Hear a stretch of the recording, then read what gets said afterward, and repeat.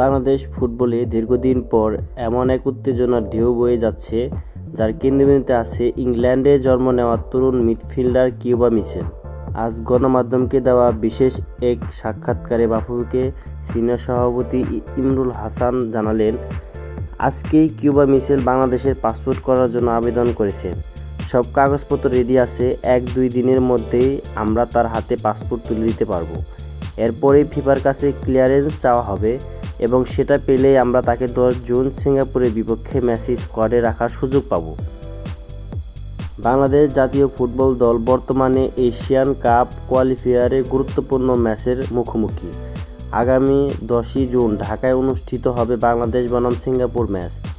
এই ম্যাচে গুরুত্বপূর্ণ যেমন খেলার মাঠে তেমনই মাঠের বাইরেও, কারণ এই ম্যাচের মাধ্যমে বহুদিন পর জাতীয় স্টেডিয়ামে আবারও ফুটবল ফিরছে। এই প্রেক্ষাপটে কিউবা মিচেল যেন আশার আলো হয়ে এসেছে লাল সবুজ সমর্থকদের জন্য।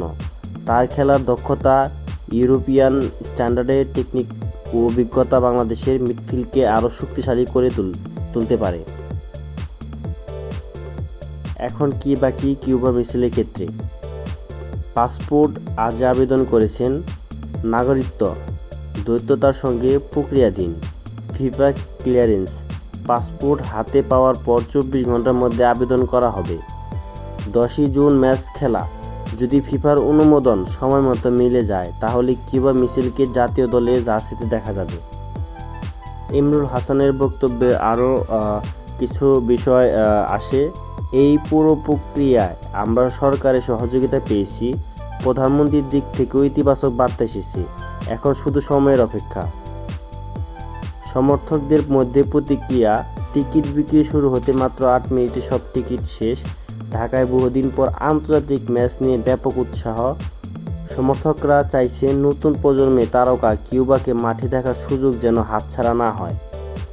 কিউবা মিচেল আগমন শুধু একজন ফুটবলারের নয়, এটি বাংলাদেশ ফুটবল ভবিষ্যতের সম্ভাবনার গল্প। এখন শুধু অপেক্ষা, ফিফা ক্লিয়ারেন্স এবং সিঙ্গাপুর ম্যাচের দিনটির। আপনি চাইলে এই নিউজের উপর ভিত্তি